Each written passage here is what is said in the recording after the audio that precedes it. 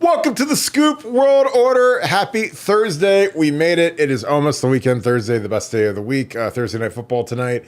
We are 2 days out for the big Marshall game. Nevadabuck has a huge, massive update on lineup changes and some craziness they've been working on during the bye week and this week that could change the game of football forever. So we'll see if they get into that. We'll break that down. As always, we appreciate you guys being a big part of the show. Biggest month in the history of the Scoop. We appreciate you guys so much for growing this channel, our YouTube, our Apple Podcasts. Everything has been exploding thanks to you guys. Again, you guys subscribing to our YouTube and subscribing to our Apple Podcasts. Both are completely free. They are the best sources of Ohio State football information right to your phone, right to your television, however you like to watch the show or listen to the show. And again, if you guys really want to help us out, subscribe to all formats. Even if you like to just watch the YouTube or just listen to it on Apple Podcasts or on Spotify, subscribe to all three. It takes 30 seconds and it's huge for us. Again, we appreciate all that you guys do. If you guys enjoy this content, please leave us a like, click subscribe, also click that little alert bell. This is a huge show because the Scoop family makes it one. It's become a force of nature at this point in the Ohio State community. The greatest people, the best Ohio State fans all congregate here to get their information. So we appreciate you guys kicking it with us. We bring the heat every night. We go 7 nights a week, 7 o'clock every night, and we love it. So we appreciate you guys so very much. That being said, I'm going to bring in my good friend, Nevada. Nevada, you had a gargantuan nugget today about some stuff that Chip Kelly has been brewing up in the Woody Hayes in his little evil laboratory. What could he possibly be doing to make our offense even more sinister and decisive? What is Chip Kelly up to? Well, Chip, as you're well aware, he is a mad genius. He's been one of the great innovators, in my opinion, in all of college. I mean, in all of football. I mean, I think when you talk about his advent with speed football and using tempo as a tool, it's right up there with the spread offense and other great innovations and other great leap forwards. And I think that Chip has basically realized that. Now he's in a new era of football. You've got a game where you have instantaneous free agency. You've got the portal. You've got NIL, and the days of drafting or signing players and stashing them on your 85-man roster and putting them deep in there and say, hey, wait your time and play. Those days are gone. You've got to play freshmen. You've got to play soft. I mean, you've got to try to involve each and every person on the roster as much as possible because they're constantly being poached by the schools. And one way to combat that is getting them on the field in meaningful circumstances. And so how do you do that? Well, one of the things Ohio State's been experimenting with is what I'll refer to as hockey line changes. And you know how it is in the game of hockey. So, they'll on the fly change one guy, two guys, three, sometimes all five guys on the ice, change and they move on to the next thing. That's what Ohio State's been working on. They've been working on some things where they'll change out. They'll go from four tight end formations to five wides. There have been things where they change all 11 guys on the field and run 11 guys on and run 11 guys off. And, at first you may go, that's just completely insane. That's crazy. What are they doing? But what they're doing is, they're trying to involve as many guys as they can on a really deep Ohio State football team that's facing a really the longest football schedule in the history of college football we're going to have to navigate this year. And so how do you do that? Well, activate your depth. Activate some of your guys that, that maybe in previous years would have played when it was 48-0 in the final 4 minutes of the game and came in for the handoff or something like that. Give them a role. Give them a role earlier. And yeah, I mean, maybe this costs you a modicum of it presents a modicum of game risk for you or whatever, but what you get in terms of involving everybody, I mean, it fires everybody up on the team when everybody gets to play. It fires everybody up on the team when people get to play meaningful minutes or make meaningful contributions. And Chip's having some fun with it. Now, will he run that in the game? I don't have any idea if he's going to run in the game, but they've been doing it in practice. And it'll be really interesting to see if he unveils it. If he does, it just gives, defenses one more thing to consider, one more thing to worry about, one more thing to have to prepare for, and Chip loves that as well. So yeah, I'm really excited to watch the game on. I said I was already excited to watch it because I get excited to watch every game, but now with some of these changes, I'm really interested to see what Chip does on offense and if he pulls out some of the madness. Yeah, I think that there are so many reasons why this makes a ton of sense to do, why it's really smart of us to do, why I think Chip Kelly is the greatest innovator maybe in the history of offensive football, especially in the college game with the way that you can run the RPOs and the read option. I know that's crazy because you can think of Bill Walsh and you can think of some of the other geniuses that have come through, but what Chip does is, he doesn't just go from a scheme standpoint. He goes from a tempo standpoint, personnel standpoint. He studies the game as much as anybody in the history of the game. I mean, he goes back, 100 years to go look for what people did, single wing, any sort of crazy wackadoo thing that he could throw into the game plan, and how can he tinker with it to make it work with modern football and, more importantly, modern football rules. But I think that when I heard this, I thought, what a genius move by Ryan Day and Chip Kelly to potentially do this on offense, because there is a segment of guys at this point, 2 games in, that are disenfranchised. They're not happy. They thought they'd be starting. They thought they'd be playing more. And again, I know it's all about the team and the team, like Bo Schembechler said, and it's all about, growing and winning the natty and stuff. But these kids all want to play. I was a backup. I wasn't happy as a backup. Now, I wasn't demonstrable and I wasn't pouting, but I wanted to play, So to do a system where at any moment during the game, you could potentially have the 2s go, and this isn't, the 2s sitting looking at the clock and, all right, it's 28-0. All right, it's 35-0. Okay, it's 42-0. Okay, I better stretch out and get loose and ready to go. This is a situation where they could say, hey, we're going to run this series. We're going to run this play, then this play, then this play. You guys are going to run on and off the field. I think that it's something that would be very devastating and very difficult for people to go against, because I think that, when you're in general, teams like to match personnel. So if they see 3 tight ends run on the field, then all of a sudden they're going to bring on an extra linebacker. If they go 4 or 5 wide receivers, they could go nickel, which is 5 DBs, or dime, which is 6 DBs, and try to match it. But when you've got 11 guys running on the field, it's way harder to find everybody, because you've got one guy upstairs or maybe 2 guys upstairs with binoculars, and he has his little personnel sheet and he's looking down and saying, okay, what number? Okay, there's 17. He's a receiver. There's 15. Okay, that's the tight end, Jelani Thurman. Okay, there's 86. There's this. So it's like you've got all these numbers you have to kind of track to figure out what the correct personnel grouping is. And this has to be done really quickly. Now, it's a lot easier to do it when there's 2 guys or 1 guy or 2 guys or 3 guys or 4 guys running off to the sideline, because you can kind of track them. But when it's 11 guys running off, that's a whole different ball of wax, because it's just a big cluster of guys coming on the field.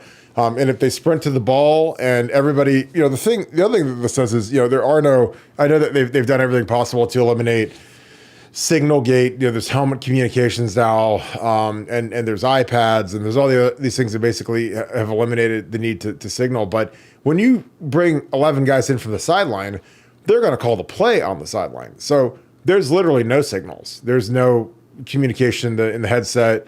There's no communication at the line. It's literally get up to the line, the center points and makes the call, who's the Mike linebacker that they're working towards, and that's it, and it's go time. So again, I've lived stuff like this. Like this reminds me of when we played Arkansas in the Sugar Bowl 2010.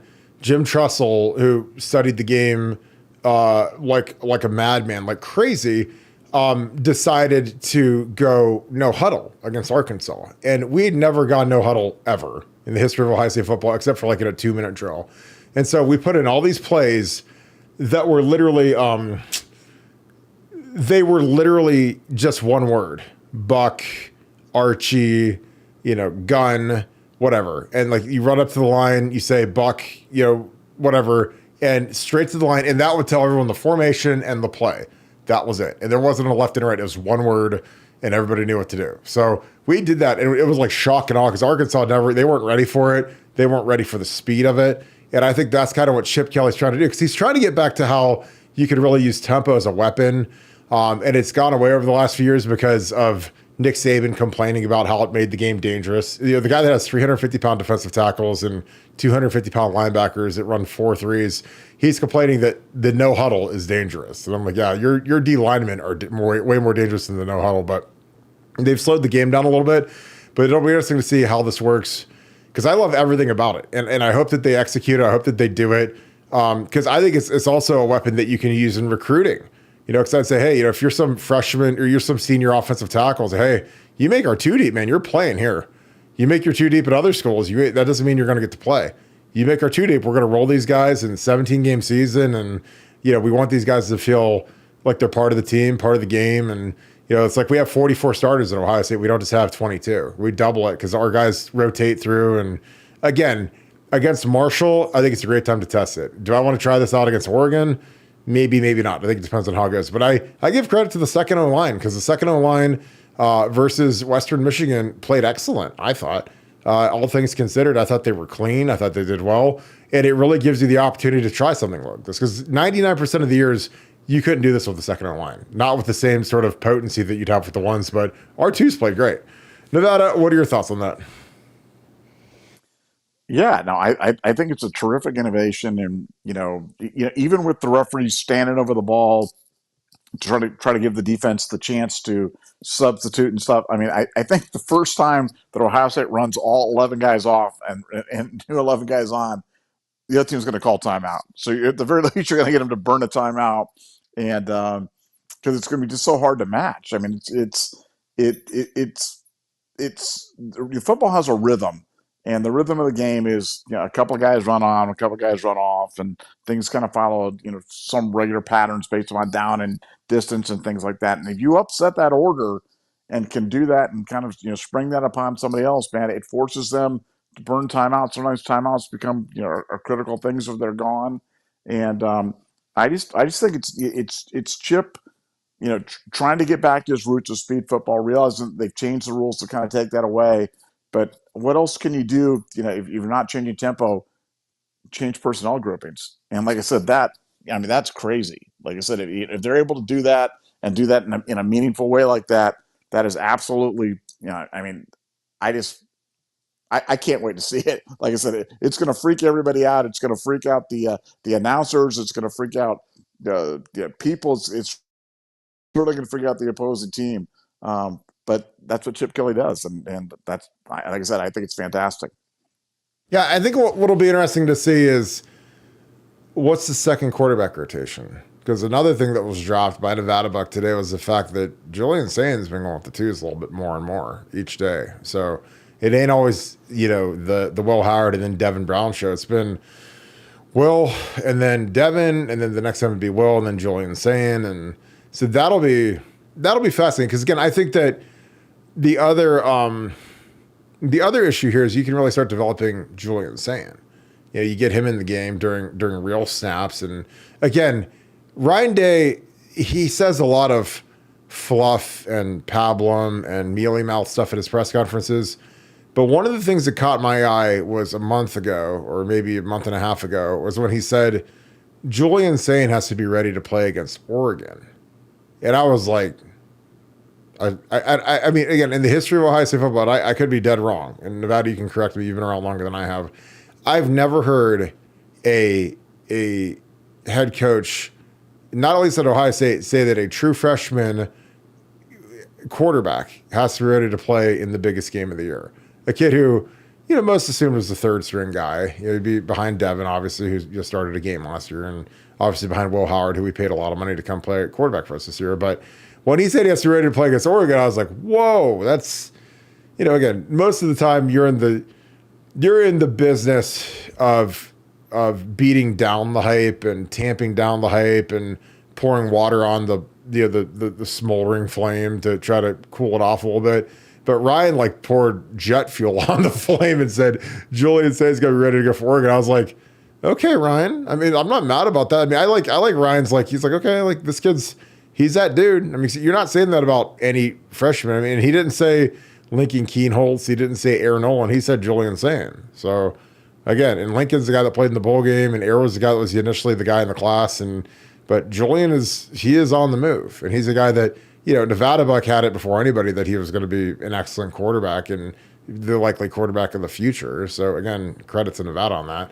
But I think that it's going to be interesting to see how that works because I love it because again, Chip loves to show all this crazy stuff like a four tight end look, and then you can come in with a 2 running back look, and then you can come in with 5 receivers, and you can just like machine gun out these formations, come in with like an extra tackle and an eligible number, come in with 6 offensive linemen. There's all kinds of stuff you could do with this. And when you do it over and over again, it's going to exhaust the opposing defense, which again, I think is going to be absolutely fantastic to deal with. But I think that, this has to deal with 2 things in my mind. It's the extended season, the 17-game season, where you need depth. You need guys to stay ready. You need guys to stay alert. It's crazy. Back when I played, we played 13 games. Now they're up to 17 games, which that's a whole nother, a month plus a couple extra weeks of practice during bowl prep. I mean, it's a long season, folks. Extra 2 bye weeks now. I mean, this is like eternal. And then on top of that, you've got you've got the transfer portal is something that I always am fascinated to see how these people manage it. Like how's Ryan Day, Mark Pantoni, the position coaches, how do they manage something like the transfer portal? Because with the transfer portal, you have to deal with guys that are wanted, they're desired by other programs. Like people want to poach kids from Ohio State because kids from Ohio State have been well coached up. They've been they work, they know how to work as a Mickey Marotti. They've been coached by Ryan Day. They've been coached by Chip Kelly, Jim Knowles.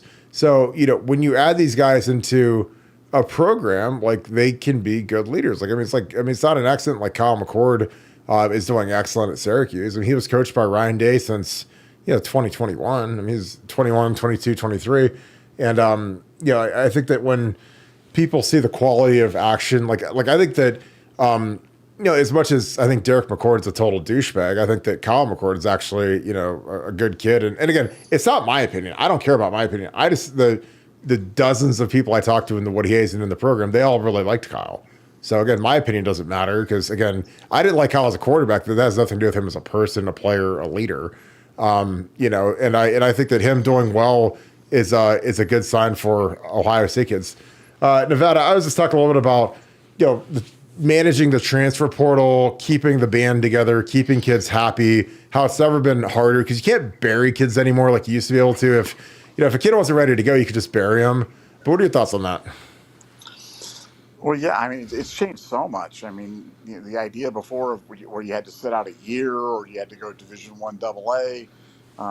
I mean, it's such a profound change, and I think that teams that don't respond to that don't recognize change are really putting themselves at risk. And one of the questions is how do you because we've been gaming this all the last couple of years. How do you deal with instantaneous free agency? How do you deal with the fact that you've got basically every other team is calling your player? I mean, any player that you have that's any good, even starters. Forget backups. Even starters are being poached at all times by the teams. And you can say all you want about tampering, but they all have agents. They all have agents that you can talk to an agent at any time without talking to the kid. Kid has plausible deniability. You can make a pitch to him and see if he's receptive to it or not. So no, it's like I said, the game's changed. The college football is changing forever with the expanded playoff, with NIL, with other things. But hey, I'm all for innovation, and I'm all for things that keep guys engaged. And I've been around teams where I've been around hockey teams. I have a pretty strong background in hockey, and when you only play the first line and you only put those guys out there and they gobble up all the power play minutes and they're out there every other shift, man, the other guys get bummed. The other, no matter what, even if you're winning, even if you're successful, man, those guys in the third and fourth line, they want to play. And there's nothing better than giving them the confidence, giving them that type of an endorsement, letting them go out there and and play and do it, and it makes everybody else feel better. I'm sure you've experienced yourself in your years, playing football. Man, when the second team or the third team or the fourth team's get on, practice is better, the locker room's better. Nobody's walking around like a sad sack. Everybody's engaged.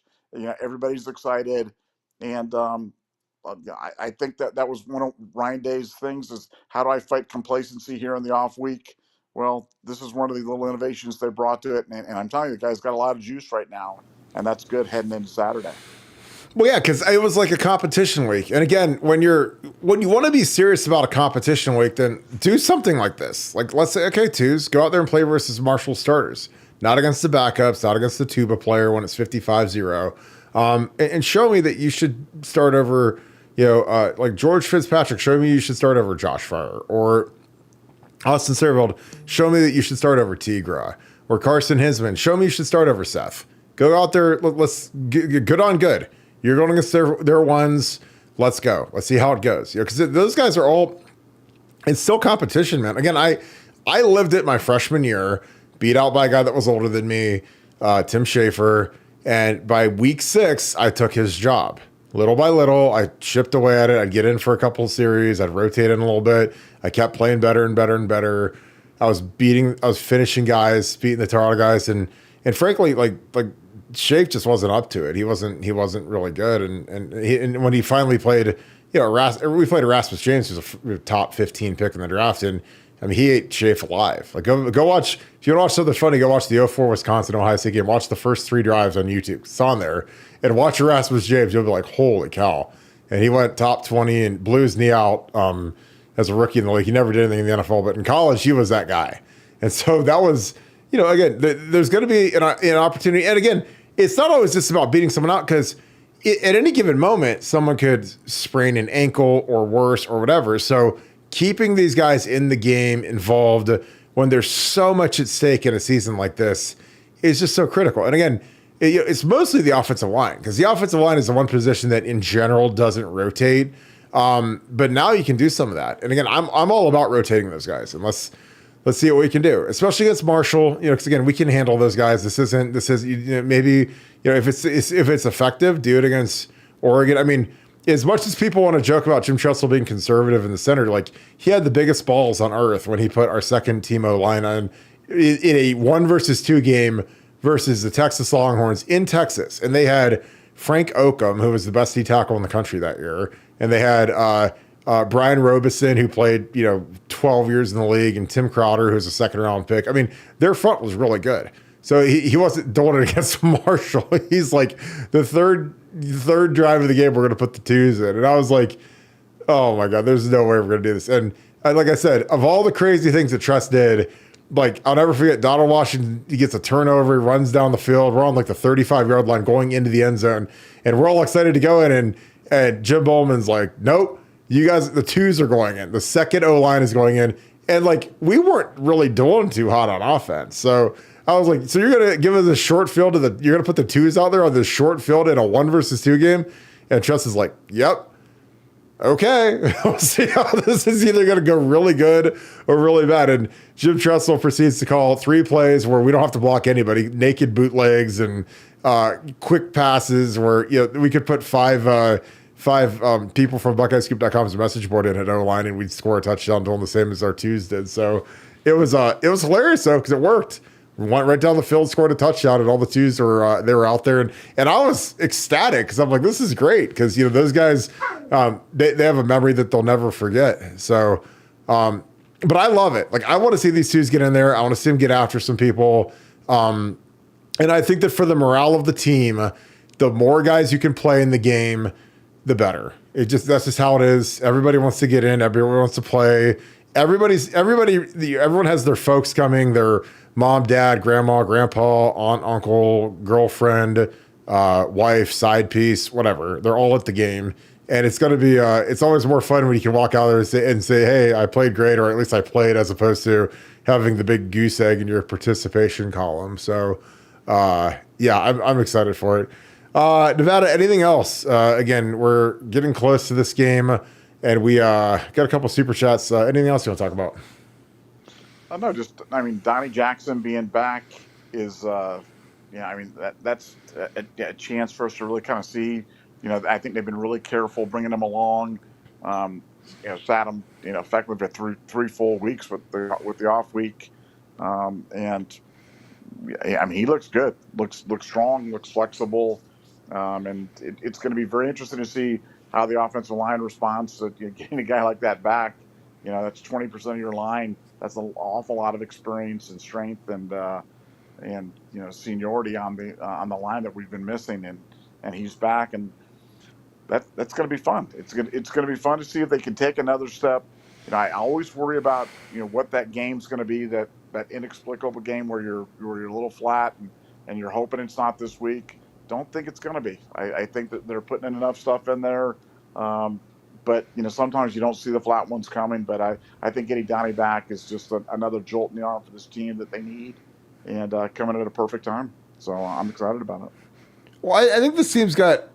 Well, I don't think I know these guys have a lot of edge to them because they've been getting in a lot of fights in practice, which again I love that. I like when guys fight. Like I want it to be as knockdown, drag out as possible. Because again, I always say like I want our Lions to have a chain gang mentality and they can leave their Louis Vuitton man purses at home and actually bring they could throw in a skull, drink a Budweiser, whatever. Like I want like some roughnecks on our line, and we got some guys that are going to get after these guys. So I'm excited about it because again, I talk to guys and they love throwing it down a little bit. And again, these guys know what's at stake. Like this is if there's ever a year to win a national title, it's this year because there isn't a great team out there. This isn't Nick Saban's gone, Urban Meyer's gone.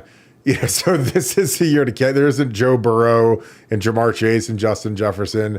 This is the year to cash the chips in. Georgia looks very, very meek and meager, and again, they have the culture of a toilet bowl at this point. And again, I think Kirby Smart is the best coach in college football, but another kid getting arrested for speeding like in a Hellcat again is just absolutely insane to me. But that's just kind of is where it is at this point. All right, Nevada, we can dig into some super chats. VP of Hype, thank you for the 5. Loved your appearance with Casey on Tap Show. Do you think Tress got too conservative at the end? So I did a podcast called Casey on Tap. It is a guy named Casey Wandell. Keith Wandell is a dear friend of mine and one of my biggest business mentors. He was the CEO at Harley Davidson Motorcycles. He's a huge Ohio State donor. He is a monstrous business guy. And Casey is his son, and Carrie Croft is his daughter. I've done both their podcasts. So make sure you go check those guys out, subscribe to them. Let me know what you think. Because he did a great job. It was fun. And again, this isn't whatever, but if you guys ever doing podcasts or whatever, do you guys ever want me, Buckeye Scoop at gmail.com. I always love to, I've done the Ohio podcast. I'll do any of them that you guys want me to do. I always like to try to help you guys build your platforms. If you think I would be additive, you might get some trolls that come after you. But other than that, the good greatly outweighs the 2 or 3 morons that are bad. So I'd love to see you guys grow your platform. So I'd love to help you. So I appreciate that VP of Hype, and I appreciate Case as well. Nevada, I'll let you go first. Do you think that Jim Tressel got too conservative at the end? Well, it's hard to say because he was conservative in the beginning and he was conservative in the middle, and so I'm not sure he was more conservative at the end.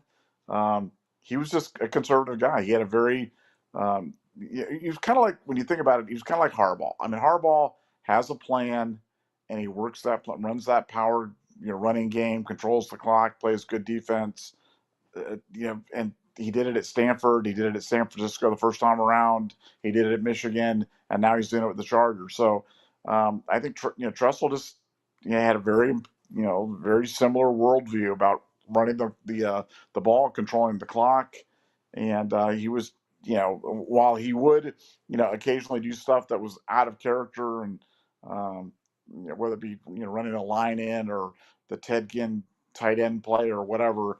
Um, he was still Mr. Punt for the 29-yard line, or um, run Dave 57 times in a row and try to win 14-3 up in Auburn in 2007. But hey, it worked, So I think it was fun for us as fans that we got to, experience probably one of the most conservative coaches in modern college football. And then we get to, you know, compare that to Urban Meyer, who, while he didn't run the offense, he certainly had a commitment to, the triple option and running the quarterback and doing other things that kind of brought us into the modern era of college football. So I think we've kind of seen the best of both worlds. But I wouldn't say he was more conservative, because I think Tressel was the same guy he was when he came on. But you played for him, so maybe you've got a different viewpoint on that. Well, I love Truss because I liked running the ball. I was a big fan of running the ball. I know that passing is overpowered. I get that. But I liked killing guys and smashing guys, and that's what we did. But we were conservative. But when I played, the read option was just kind of becoming a thing with Rich Rod at West Virginia. He was the guy that was kind of pioneering it and growing it, and we didn't run a ton of that. But it's funny because, the last game he coached, the Arkansas game that I talked about, I didn't think it was very conservative at all. I mean, now we had about 50 stupid, moronic plays in that game. Like, we had a punt block, a field goal block. Like, we got a punt blocked. We got a field goal blocked. Like, we had about every stupid that, I think we had a kick. We had like 3 or 4 just completely disastrous special teams plays that normally would cost you any game. But we had such a humongous lead, but we had so many dumb plays happen that we actually made it a close game. But, offensively, like, I thought we were coming along with Terrell. Obviously Terrell is a force of nature at quarterback, and we did that no huddle stuff versus Arkansas and kind of shocked them and scored a lot of points. But, were there times that he was too conservative? Yeah, but like, I don't know if it was at the end, because the last game he played, I thought he had a great game plan, and we beat an SEC school down in New Orleans, which is tough to do. I think it was our first SEC win, actually, was that one. So, I don't know, but every coach has a style. Like, I think Truss and Jim Harbaugh are very similar when it comes to how they manage games. Like, I think that Jim Harbaugh wants to physically beat up teams and then play good defense and shorten the game, and like that's his thing. Like, I mean, if you watch Justin Herbert last year versus this year, like, he was throwing 70% of the time last year. Case Keenum calling the plays. Now you look at Jim Harbaugh calling the plays, and J.K. Dobbins all of a sudden has turned into Emmitt Smith. He's leading the NFL in rushing. So again, I think a lot of coaches have styles. I think Nick Saban. The thing about Tress is it's hard because college football changed dramatically right as he was getting out of it. Like, the read option really took over. Then that was spawned into the RPO era. So he missed a lot of the stuff that is quote unquote innovative now. Because he was starting to do some no huddle stuff in 2010. But again, college football it changed dramatically. Obviously, when Urban showed up, it was a different deal because we ran his option, which was a lot of read option, a lot of triple option. Urban was obviously ultra aggressive. He loved being aggressive on offense and defense. And again, I liked Urban's philosophy. I loved his offense. Again, that was one of the best things is, when I knew that everyone was getting fired, I prayed to God that I would get retained by Urban Meyer. Because I was like, all I want to do is learn this offense. And if I keep on coaching, great. If I don't keep on coaching, then I'll at least know his offense and his scheme and how he runs a program like the back of my hand. And so I was lucky enough to stick with him for a year.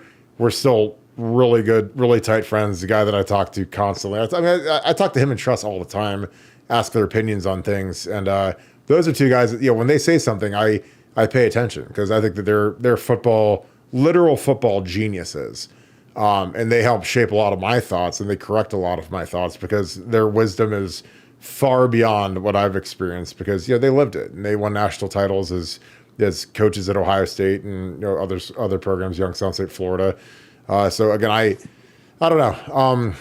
But like I always tell people, like, Jim Tressel is basically the same as Floyd Mayweather from a style standpoint. Like, Floyd Mayweather is the greatest defensive boxer that's ever lived. Barely ever gets touched. He's quick. His cardio is unbelievable. Best in the history of the game.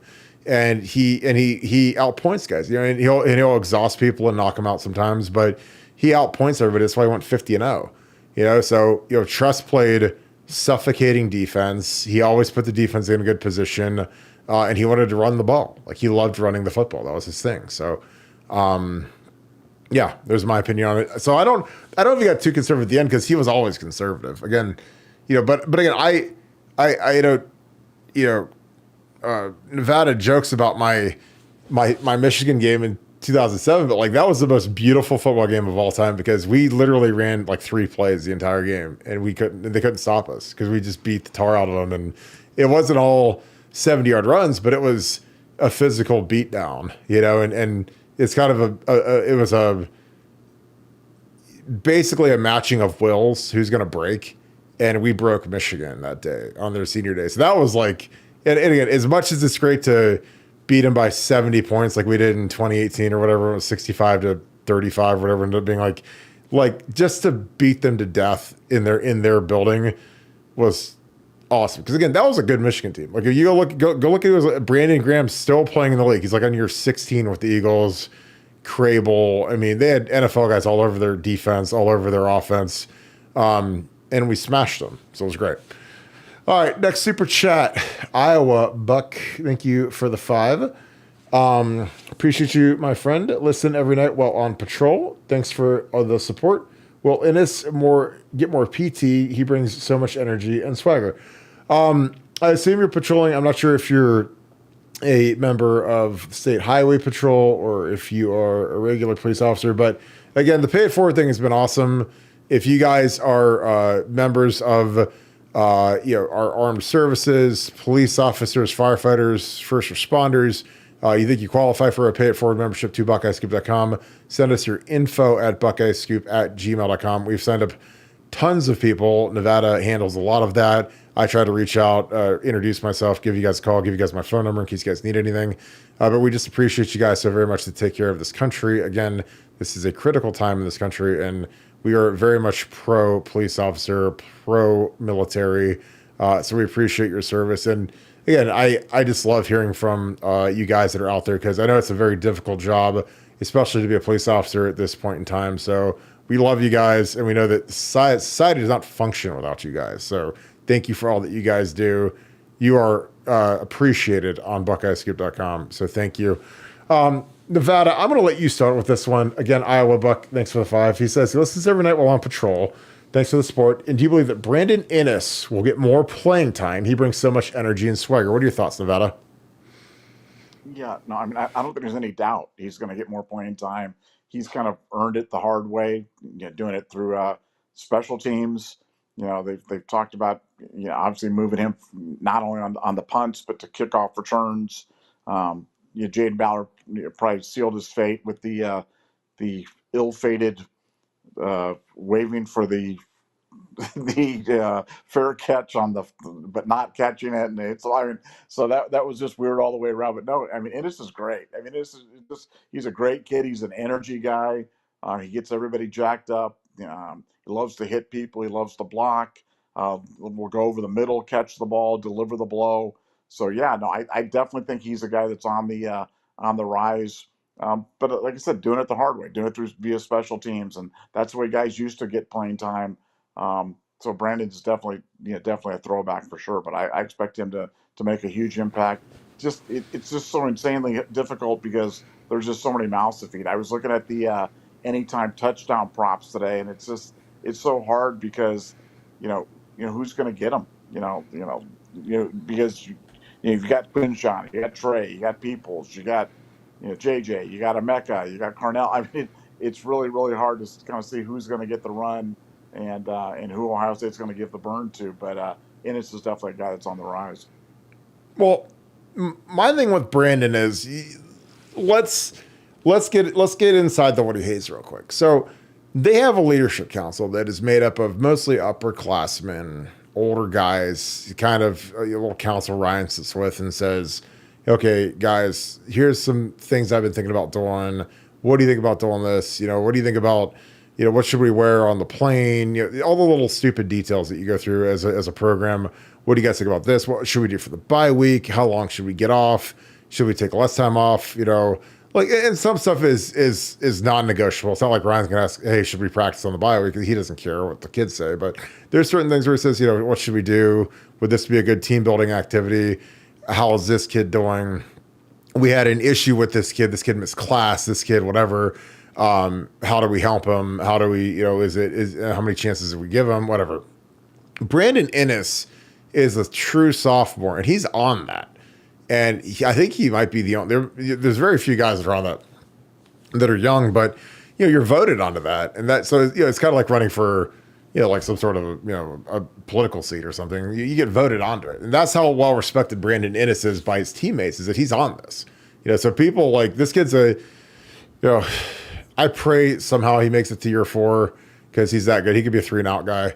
But I hope he makes it to year 4 because he's locked in captain. And I think like with a guy like Emeka staying, and maybe we could get Brandon to stay. Because again, I love the kid. He's maybe my favorite player on the team because his attitude. He reminds me so much of Santonio Holmes that it's crazy. Because he's a bolt of electricity every time he touches the ball. And like Santonio had that kind of that FU attitude because he's from South Florida. Santonio's from Belglade, which is a very rough neck of the woods down in Florida. It ain't quite Naples, folks. And Brandon, he's from South Florida. And again, people from South Florida are not scared, especially that side of South Florida. That those East Coast, those Miami kids, they're not scared to let you know how they feel or what they think of you or whatever. And again, I think that they're the most entertaining players in the history of football because they never shut up. And I think a lot of the stuff that they say is organic and hilarious when they're talking trash to these kids, but they keep it spicy and entertaining. And, again, I love that kind of stuff because I wasn't a talker. I didn't say 8 words during the game, which I know you guys probably don't believe because I talk for an hour and a half every night on a podcast. But when I was playing, I didn't care to talk. I'd listen to the other guys talk because I always thought it was hilarious, but I wanted to save my energy for blocking, not for talking. So, but I love Innis, man, and I know that he hates to fair catch a punt, man. And it's like unless there's a guy right next to him and he knows he's gonna get smoked and he has no wiggle room, that dude is getting it and he is going to go make something of it. Because again, he's not getting 10 targets a game in the offense right now. And again, he's going to get more targets and more carries because he's going to get carries soon. Like they're using him as a running back, they're motioning him because again, he is a guy who has attacked being a special teamer. So, a lot of these kids, when they come in and they're 5-star guys, they're big time guys, and they get put on special teams, they feel kind of like they're being demoted, like they're being given like a chore that they don't want to do. Because most kids don't want to run down on kickoff. They don't want to cover a punt. They don't want to, because they probably have never done that in their high school careers. If they're superstars and they're starting running backs or starting receivers as freshmen, sophomores at their high schools, they're probably not on kickoff return. You put that on, have the second team guys do that, have the defensive guys do that. So, but Brandon, they put him back there, man, and he like eats it up with a spoon. Like he's like, dude, give me more contact and physicality and danger, because there's a danger when you're fielding a punt. Again, the whole stadium's watching you. So if you muff one, you're going to hear about it and people are going to boo you and whatever. But when you're Brandon and you're completely fearless, it's great. And plus he likes it mentally, in his head, he's manufacturing touches just like he's getting a reception or carrying the ball on offense. So when he gets that thing, man, he is rolling. And again, that's why I'm so glad he's going to be the kick returner, because he can make it happen. And more importantly, he wants to make it happen. He doesn't want to fair catch it. He wants to go get some of this money, man. He wants to go run one back and, electrify the crowd. And again, I love everything about this kid. I love the South Florida Express kids. Because again, that's South Florida Express. You understand that's JJ Smith, who's the best player in the country right now, Brandon Innis, and Carnell Tate. They're all from the same 7-on-7 team. And guess what? We got more coming. And we might get their quarterback, who's absolutely incredible. So again, SFE for life, because those guys are killing it for us right now. Ravia Tube, thanks for the 5. With Lincoln Riley suddenly getting his stuff together on defense, what is the latest national opinion on Ryan Day versus Lincoln Riley? Nevada, do you want to tackle that first? Well, I think, right now, I think Ryan Day is obviously considered to be a cut above, but they're very similar coaches. They're both young guys, both offensive minded. As you mentioned, SC wasn't just bad on defense; they were historically bad, and I think that really kind of set Lincoln Riley his star trajectory back a little bit. because they were just so bad. But man, they're better this year. And I'm not saying they're going to be a great defense. They're not going to be a great defense like Ohio State, but they're going to be able to get some stops. They're going to be able to stop some people, and I think that'll help Lincoln Riley out. And look, Lincoln Riley's got one of the most fertile recruiting bases, right in his backyard. I've always said doesn't even need to leave Orange County, let alone Southern California, and he could field a great team. So he's got some built-in advantages going there. SU's a very sexy program, yeah, I think Lincoln's going to be great. But right now, I'd say he's just a smidge behind Ryan Day, mainly because of their foibles on defense. But I think they've got that figured out. Well, I think that you're a function of your staff as well. When you say Ryan Day versus Lincoln Riley, I always got to say, well, what about everything else? When you're Lincoln and you build your staff, I don't think his staff is anywhere near as strong as Ryan's. Ryan went out and got Jim Knowles, went out and got Chip Kelly, built his Carlos Loughlin, like the whole crew, Brian Hartline. So I think it's not like it's just all one-on-one. It's more of a staff on staff. And I think that, Ryan has had a good eye for growing. I think he's learned a lot of lessons from some of the poor hires that he had that he was able to terminate, move on, and enhance his staff. But, I think that Ryan's had it tougher. Because he had to replace, Urban Meyer is, God bless Bob Stoops. He's not in the same universe as Urban Meyer. In terms of prolificness and legendary status. And Urban's one of the top 5 coaches that's ever lived in college football. Bob Stoops was an excellent coach, a Youngstown guy, not going to denigrate him, but he's not in the same universe as Urban. So, Ryan had to come in and learn on the fly and take over a program and convert a lot of stuff into what he wanted it to be. And, Lincoln, it was a little different because, Bob Stoops, I believe it was like May or June when he resigned and Lincoln got promoted. And it was in, God, was that in 17? I think it was. It was the year that, we went out there and smashed them. And then the next year they beat us at home. That was the year that Baker put the flag in the middle of the stadium and did his little dance and all that. So, because that was a shocker. I didn't see that one coming because, Lincoln Riley was like 35 years old at the time, 34, and came into the shoe and beat Urban Meyer and a really good Ohio State team. But I still take Ryan. I think that he's won more big games. Lincoln hasn't proven that he could play tenacious defense the way that Ryan has. Our defense last year was excellent. This year it's excellent. Obviously, Lincoln is trending much better this year with Danton Lennis is DC instead of Alex Grinch. But for me, man, it's hard to not give Ryan a heavy edge here just because of, hiring Jim Knowles, and then adding Chip Kelly to that. So he's really ascending to, the top infrastructure and program in the country, in my opinion. So, good stuff. Nevada, Saturday we've got a big one. We got this Marshall game. How are you feeling leading up into it? Feeling good. I generally have a pretty good handle on how the team's doing, how they're doing, and coming off weeks is always kind of a strange type of mixer. But no, I'm excited about it. I think I'm excited about it. I know the players are excited about it, and this team's got a special feel. But it's an insanely talented group. We've talked about it many times. It's going to take somebody's going to have a mighty effort, combination of bad things, bad calls, bad luck, and about 19 different things to beat them, because Ohio State we can get you so many different ways. We can get you through the air, we can get you on the ground, we can get you on defense, we can get you on special teams. We can really attack in all phases of the game. So no, feeling good about the game and excited to see it for sure. Yeah, I think that, what Ryan did over this bye week where he made it, like competition week or competitive week or whatever, but he used some buzzword. I don't know what it was. Enhancement week, production week, whatever it is. I think that's smart. I think that you have to keep guys competitive. There's always some guys that feel like they should be playing more, or guys that they felt like they got beat out in camp and maybe want a new shake at it. And I think that, if they do go with this hockey line change thing, I think that that's genius, because then you're kind of comparing apples to apples at that point, where you're watching, if Luke Montgomery goes out and there and has a great game, or Carson Hinsman, and they're playing the same guys, because that's the hard part, is when you watch the twos versus Western Michigan, is when we're up by a lot, like Western Michigan, they pull their starters too.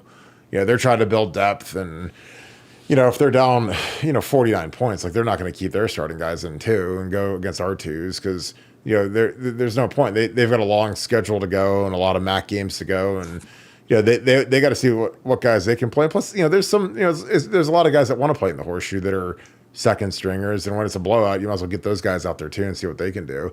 See if any of them pop on the film versus the starters. Because again, both teams are evaluating their rosters, and sometimes guys get beat out that shouldn't get beat out, or guys play better under the lights. So that's something that I always talk about, is that I want to see Julian saying without a black jersey on. I want to see him get hit. I want to see Will Howard get hit. I want to see Lincoln Riley, or excuse me, not Lincoln Riley. I want to see Lincoln Keenholz. I want to see Devin Brown. I want to see those guys get hit and see how they react. Again, I don't want to see them get hit maliciously, but some quarterbacks, when they get hit in a real game, they turtle and they get scared and they get nervous and they start seeing ghosts in the pocket. And there's nothing worse in all of football than when a quarterback sees pass rushing ghosts and they get antsy in the pocket and they get scared. And Kyle McCord was terrified at some points last year, and he's gotten a lot better this year, much better. Now, he hasn't played big time competition at all yet, but he's much calmer in the pocket than he was last year. Last year, it was palpable. It's like when we watched Drew Aller versus Ohio State in the shoe last year. He was terrified. I mean, we was 1 for like 20 on third down and fourth down combined, or something crazy like that. And I like seeing how these guys do when the lights are on and the world is watching. All right, Nevada, we can wrap this thing up. Any final thoughts? Yeah, no, just excited for the game. Continuing to dig on Michigan stuff. I had put out a tweet today where I said that I believe that Blake Corum was ineligible. We're going to get more into that here in the next few days. But I think Blake Corum was ineligible, and wherever that leads you to after that, in terms of vacating wins or whatever it takes you, I think there's a pretty good case being made for his ineligibility, and I think it's pretty clear cut at this point. But want to get all the ducks in a row before we present it. But yeah, pretty seismic, and I think there could be something coming on that before too long.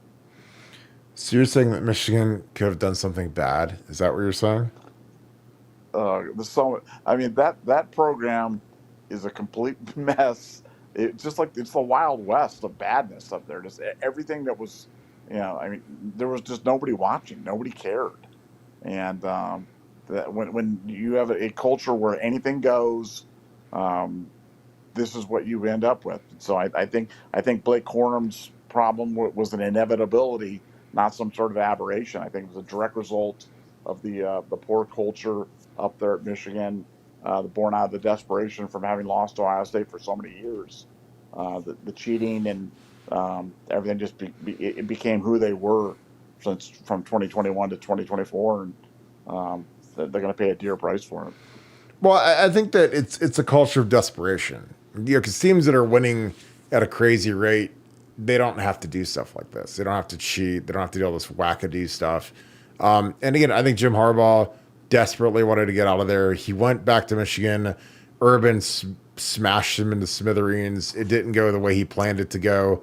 Because again, like when they hired him in 2015, people were thinking he was going to be like Urban. Like the Urban came in, took over a 6-7 team, and literally just changed the entire culture, changed the dynamics of the program, made Gene Smith spend way more money. Again, I'm not crying, but I mean, Urban's like, I want everything to be the best. And that was not how we operated under Tress. And I love Jim Tressel, but we were a very cheap program under Tress. And under Urban, he's like, F you, pay me. Which again, I loved Urban to death for that, because he brought us into the space age in terms of a lot of stuff, minus we didn't get a new facility for 20 years, which is fine. I don't care at this point.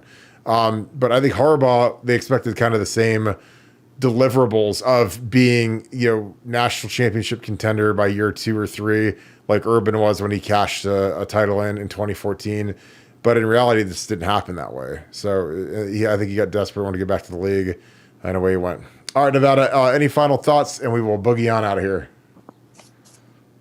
No, just look, it was a perfect offseason for Ohio State, and so far it's been a perfect season. And we'll see if we continue that momentum, going in this weekend on Saturday. So lots to be excited about watching the game, and can't wait for it. Absolutely. Appreciate you guys as always. I hope you guys enjoyed the show.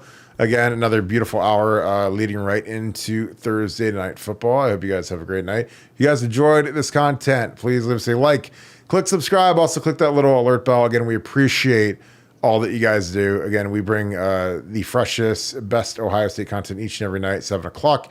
Tomorrow, be on the lookout. We are either going to go early around 5:30ish or later around 9 o'clock-ish, just because we have some stuff we have to get done during our normal 7 o'clock time. So I'll post that show early in the day so you guys can tell when we're going to go. And that way you guys can kind of get a little feel for when and where we're going to be broadcasting. Again, if you guys are missing it because there's a high school football game or whatever, obviously it'll be up on our channel so you guys can catch the repeat. So again, if you guys enjoy this content, please leave us a like, click subscribe, also click that little alert bell. And we appreciate you guys so much. If you guys want to do something to make you the best the best Ohio State fan in the history of mankind, search for us on Apple Podcasts. Get on your iPhone, get on your iPad, go to Apple Podcasts, search Buckeye Scoop, click Buckeye Scoop, which is our show, and just subscribe. Again, it's free. It takes 30 seconds. Leave us a 5-star review. It is absolutely huge for the growth of this channel. We appreciate you guys for that very, very much. This is a huge show because you guys make it one. Hope you guys have a great night. As always, thank you so much. And always, shout out where you guys are watching from. Shout out who you guys are watching with. Again, thank you so much, Buckeye Nation. Thank you, Scoop family. We will see you guys tomorrow. Getting close to game day. 2 nights, 2 more sleeps, and it'll be time for the foot to hit the ball versus Marshall. Go Bucks.